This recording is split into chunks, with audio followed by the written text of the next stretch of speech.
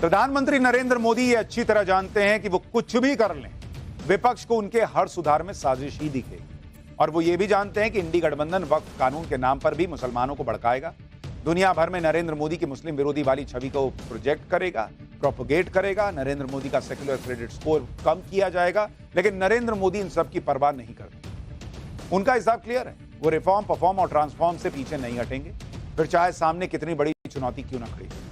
और एक ऐसी ही बड़ी चुनौती पीएम मोदी के सामने आकर खड़ी हो गई है। दरअसल देश की एक बड़ी डायमंड कंपनी में अचानक अपने सारे वर्कर्स को छुट्टी पर भेजने का फैसला किया गया, और 1-2 दिन की नहीं बल्कि 10 दिन की छुट्टी दे दी। अच्छा, यह भी किया कि उस दौरान उनकी सैलरी भी नहीं काटूंगा। ऐसी छुट्टी तो सब मांगेंगे भाई, हमको भी दे दो, सैलरी नहीं कटनी है, 10 दिन छुट्टी मिल रही है, और क्या चाहिए। प्राइवेट नौकरी करने वाले लोग तो इसे चमत्कार से कम नहीं मानेंगे कि कंपनी कह रही है कि 10 दिन छुट्टी लो, पैसा नहीं काटूंगा, और हजारों लोगों को कह रही। लेकिन इस खबर में नरेंद्र मोदी के लिए एक बड़ा चैलेंज छिपा है। पूरी खबर क्या है और कैसे ये नरेंद्र मोदी के लिए चैलेंज है, ये सब आज आपको बताऊंगा। पहले आप ये समझ लीजिए कि हम उस दौर में जी रहे हैं जहां महंगाई की वजह से सरकारें गिरना आम बात हो गई, आर्थिक संकट पर तख्ता पलट हो जा रहे हैं, मंदी की आड़ से बड़े बड़े देशों की हवा टाइट हो गई है, दुनिया के ज्यादातर देश लो ग्रोथ और हाई इन्फ्लेशन से जूझ रहे हैं, और इन तमाम ग्लोबल चुनौतियों के बावजूद भारत की विकास की ट्रेन बुलेट ट्रेन की रफ्तार से दौड़ रही है। लेकिन इंडी गठबंधन को यह बात समझ नहीं आती कि ग्लोबल लेवल पर चुनौती कितनी बड़ी है, संकट कितना बड़ा है। इंडी गठबंधन को बस यही माहौल बनाना है कि नरेंद्र मोदी ने सब कुछ महंगा कर दिया, पेट्रोल डीजल महंगा है, टैक्स ज्यादा है, जीएसटी ज्यादा है। जब कोई पलटकर इंडी गठबंधन के नेताओं से पूछ ले कि आपके पास कीमतों को कंट्रोल करने का क्या फॉर्मूला है, तो कह देंगे कि जातिगत जनगणना करा लो, सारी कृपा इसी वजह से रुकी है। इस वक्त भारत की विकास दर दुनिया में सबसे तेजी से बढ़ रही है, लेकिन इंडी गठबंधन को लग रहा है ये कौन सी बड़ी बात है। जबकि आप देखिए, वैश्विक लेवल पर चुनौती इतनी बड़ी है कि अमेरिका और जर्मनी जैसे ताकतवर देशों में मंदी की आहट आ चुकी है, और इसके असर से भारत का बचना भी मुश्किल दिख रहा है। यही पीएम मोदी की सबसे बड़ी चुनौती है। हालांकि नरेंद्र मोदी ने ऐसी कई चुनौतियां टाली हैं, और क्या वो ऐसा इस बार भी कर पाएंगे, ये बताने से पहले आपको पहले वो खबर बता दूं जिसकी वजह से आज ये चर्चा करनी पड़ रही है। पीएम मोदी के सामने कैसी बड़ी चुनौती है उसकी बात करूं, उससे पहले सूरत की मशहूर डायमंड इंडस्ट्री की बात करता हूं, जहां एक कंपनी ने अचानक अपने कर्मचारियों को 10 दिन की छुट्टी पर दी। कंपनी का नाम किरण जेम्स है, जो नेचुरल पॉलिश डायमंड का उत्पादन करने वाली दुनिया की सबसे बड़ी कंपनियों में शामिल है। कंपनी ने 17 से 27 अगस्त तक एक साथ 50,000 से ज्यादा कर्मचारियों को छुट्टी दे दी। कंपनी ने कहा कि वो इस छुट्टी के लिए सैलरी से पैसे भी नहीं काटेगी। कर्मचारियों को छुट्टी पर भेजने के पीछे कंपनी ने जो वजह बताई वो सबसे इंपॉर्टेंट है। दरअसल इंटरनेशनल मार्केट में आई मंदी की वजह से डायमंड कंपनी को अपने कर्मचारियों को छुट्टी पर भेजना पड़ा। लेकिन आप कहेंगे छुट्टी पर भेजा तो पैसा क्यों नहीं काटा? देखिए, कंपनी का कहना है कि मार्केट में पॉलिश डायमंड की डिमांड कम हो गई। प्रोडक्शन को कंट्रोल करने के लिए कंपनी ने कर्मचारियों को छुट्टी पर भेजा है। कंपनी प्रोडक्शन को कंट्रोल करके डायमंड की डिमांड और कीमत दोनों को बढ़ाना चाहती है, जिससे पूरी डायमंड इंडस्ट्री को फायदा मिले। 17,000 करोड़ की टर्नओवर वाली कंपनी को पहली बार ऐसा स्टेप उठाना पड़ रहा है। दुनिया में सोचिए क्या हालात बन रहे हैं। सोचिए नरेंद्र मोदी भारत को कैसे बचा के रखे हुए हैं, दुनिया में तूफान, और उस बीच ऐसे करके बचा के रखा हुआ है। ये हिसाब आप इसी से अंदाजा लगा सकते हैं कि ये चैलेंज कितना बड़ा और हो सकता है कि आने वाले दिनों में और भी बड़ी डायमंड कंपनियां ऐसा करें। डायमंड इंडस्ट्री में ऐसी उथल पुथल क्यों मची है उसे भी समझिए। दरअसल सूरत की डायमंड इंडस्ट्री दुनिया की सबसे बड़ी डायमंड इंडस्ट्री। भारत का 90% डायमंड यहीं से एक्सपोर्ट होता है। दुनिया में पॉलिश डायमंड का 80% यहीं से एक्सपोर्ट होता है, और भारत में 95% पॉलिश डायमंड एक्सपोर्ट यहीं से होता है। डायमंड एक लग्जरी आइटम है, और ग्लोबल लेवल पर मंदी की वजह से लोगों ने इसकी खरीद कम कर दी। अमेरिका से भी डिमांड 50 से 75% तक गिर गई। नौकरी नहीं रह रही है वहां पर, महंगाई ज्यादा है, खाने को पैसे नहीं, लोग डायमंड खरीदेंगे, हीरा खाएंगे, नहीं ना खा सकते। सूरत से होने वाले डायमंड का निर्यात 82% तक गिर गया है। हीरा कारोबारियों के लिए अपने व्यापार को बचाना मुश्किल हो गया है। सूरत की डायमंड इंडस्ट्री में 10 लाख लोग काम करते हैं, और डिमांड और कीमत कम होने की वजह से जून 2024 में 4 लाख कर्मचारियों को सैलरी लेट होने जैसी मुश्किलों का सामना करना पड़ा। साल 2022 में डायमंड इंडस्ट्री का टर्नओवर 2,25,000 करोड़ रुपए था, जो अब घटकर 1.5 लाख करोड़ तक आ गया। इंडियन डायमंड इंस्टीट्यूट के चेयरमैन क्या बता रहे हैं सुनिए, फिर आपको बताता हूं कि डायमंड की चमक फीकी होने के पीछे की वजहें और क्या हैं और इसका भारत पर क्या इंपैक्ट पड़ेगा? भारत की कट एंड डायमंड इंडस्ट्री विदेश के बाजार पे आधारित है। लास्ट 2 साल से भारत की कट एंड इंडस्ट्री पे मंदी का माहौल है।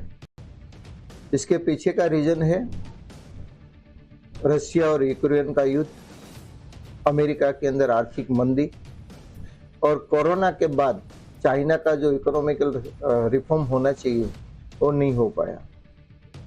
आज की डेट के अंदर ये 2 कंट्री के माध्यम से भारत के कट एंड पॉलिश इंडस्ट्री का 75% जो कट किया हुआ माल ये 2 कंट्री के अंदर हम एक्सपोर्ट करते हैं।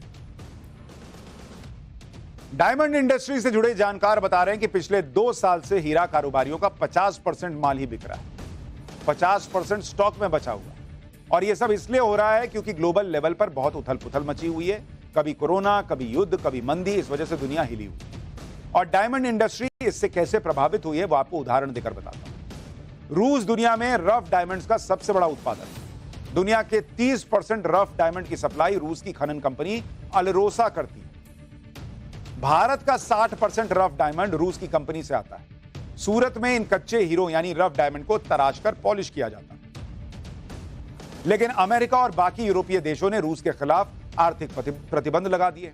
अमेरिका नहीं चाहता कि उसकी कंपनियां या उसके लोग रूस का हीरा खरीदें और रूस को मजबूत करें। इनकी लड़ाई में भारत के हीरा कारोबारी फंस गए, क्योंकि अगर कच्चा हीरा रूस से भारत आता भी है तो उसे तैयार करके किसे बेचा जाए यह भी समस्या है,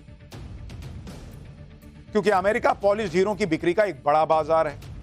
हीरों की बिक्री कम होने का युद्ध सिर्फ एक फैक्टर है, ऐसे कई फैक्टर्स हैं जो असर डालते हैं। रूस यूक्रेन युद्ध के उदाहरण से अंदाजा लगा सकते हैं कि कुछ फैक्टर्स ऐसे होते हैं जिस पर किसी का बस नहीं चलता। अब अगर रूस और अमेरिका आपस में भिड़ रहे हैं तो उसमें नरेंद्र मोदी क्या करेंगे भाई? बहुत ज्यादा होगा तो वो अमेरिका और G7 देशों से आर्थिक प्रतिबंध हटाने की अपील कर सकते हैं, और यह काम तो भारत पहले से ही कर चुका है। दूसरी बात, अगर हालात बहुत ज्यादा बिगड़े तो डायमंड इंडस्ट्री को बचाने के लिए इंडी गठबंधन सरकार पर दबाव बनाएगा कि डायमंड इंडस्ट्री को आर्थिक पैकेज दिया जाए। हो सकता है भविष्य में ऐसे हालात बन जाएं, लेकिन तब यह भी सोचना चाहिए कि किसी भी सरकार को आर्थिक पैकेज देने के लिए भी फंड होना चाहिए। लेकिन इंडी गठबंधन तो यह चाहता है कि सरकार जीरो टैक्स कर दे, जीरो GST कर दे, लेकिन फिर देश चलेगा कैसे, इसका जवाब वो देंगे नहीं। आप ये भी देखिए कि ग्लोबल लेवल पर इतने चैलेंजेस हैं कि दुनिया का सबसे ताकतवर देश अमेरिका अपनी अर्थव्यवस्था को संभाल नहीं पा रहा। अमेरिका में बेरोजगारी दर पिछले 3 साल में सबसे ज्यादा 4.3% पे पहुंच गई। पिछले 1 साल में अमेरिका में बेरोजगारी दर 1% बढ़ गई। अमेरिका में बढ़ती बेरोजगारी मंदी का एक बहुत बड़ा साइन माना जाता है। एक्सपर्ट्स के मुताबिक 2025 में अमेरिका में मंदी आने के पूरे आसार हैं।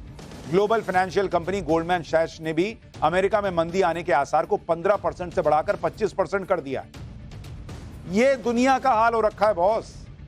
और हमारे यहां लोग जो है, नेता जो है, वो चिंगारी मार रहे हैं कि अरे भारत अच्छा कर रहा है, आर्थिक व्यवस्था जो है वो बेहतर है, लेकिन बेरोजगारी है।